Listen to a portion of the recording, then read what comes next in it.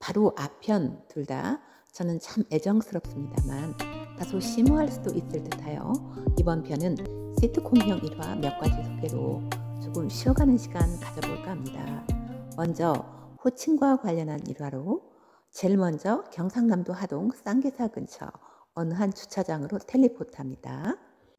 제가 신중하게 주차를 하고 있는데 글쎄 바로 근처 어디선가 한 남성왈 아줌마 뭐라 제기엔 왈왈 이렇게 하기에 알았어요 할아버지 라고 크게 즉다.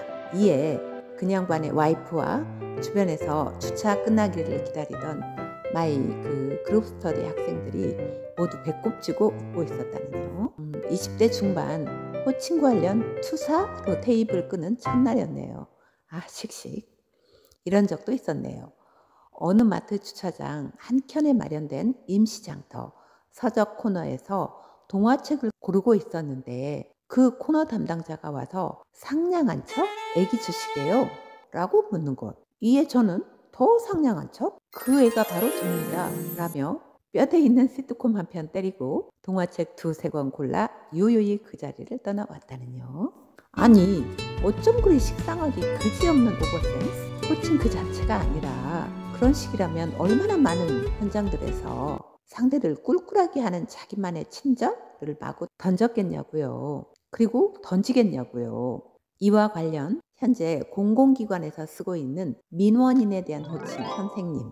여러분 이게 결코 자랑은 아니지만 그 뒤엔 장구한 세월에 걸친 저의 장난 아닌 참교육이 있었습니다. 그들의 그런 호칭에 대한 영혼 없는 취지는 알겠지만 꿀꿀한 건 확실한데 그냥 패스할 수는 없어 거의 매번 뼈 있는 시트콤 요법으로 그 순간들을 처리하곤 했네요.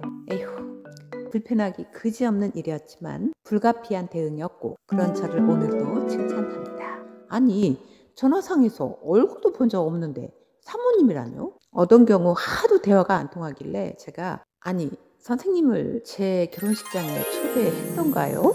라고 강도 높은 대응을 한 적도 있었네요. 지겨워. 두 번째로는 대학원 박사과정 때의 한 일화로 그날 교수 1인 원생 9 토탈 10인이 커다란 원탁의 테이블에 자리를 잡고 막 수업을 시작하려던 참 그때 교수가 원생들을 쭉 둘러보더니 하는 말 임 선생은 넥타이를 안 하고 왔네. 이에 순간 분위기는 모두 얼음. 지적받은 임 선생은 말해 뭐할까요? 그때 제 입에서 나온 방언과도 같은 그럼서 능글맞게 정의로운 한마디. 교수님 저도 안 했습니다. 이 한마디로 임 선생 부언하고 얼음된 분위기 땡 시켰습니다. 그게 저 혼자 홍일점이었거든요. 그 교수의 뻘쭘함이야 알 바 아니죠. 본인이 자처한 실언이니까요. 무튼 그 어느 날보다 화기애매한 모드에서 수업이 진행되었네요. 꿀꿀한 것보단 화기애매가 낫겠죠?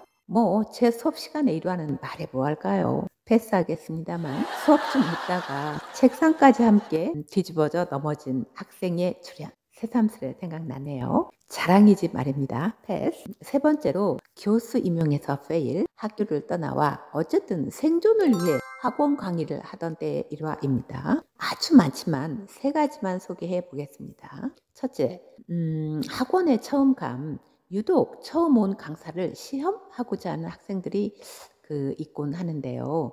학원 출근 사흘째쯤 되던 날이었던가 첫 수업 시간 직전 급하게 헐떡거리며 학원 현관문을 열고 막 들어선 순간 한 학생이 기다렸다는 듯 학원이 떠나가라 큰 소리로 외치는 것이었어요. 선생님, 저 오늘 수업에 못 들어가요. 교재를 집에 놓고 왔거든요. 그날따라 복도에 학생들 가득 문이 열려진 교무실 포함 그야말로 학원의 거의 모든 이들이 그 상황에 어텐션하고 있었을 정도. 저는 생각할 겨를도 없었죠. 근데 입에서 아주 평화로이 흘러나온 한마디. 오, 그래? 그럼 그 교재를 집에 어디에다 뒀는데? 하니까 아주 씩씩하고 얄밉게 TV 위에요. 라고 대답하는 거예요. 이어진 나의 또 한마디. 그래? 그럼 TV가 열심히 공부하고 있겠네. 이따 집에 가서 TV한테 열심히 배우도록 해. 라고 여상하게 대응했습니다. 이에 그곳 온통 웃음바다.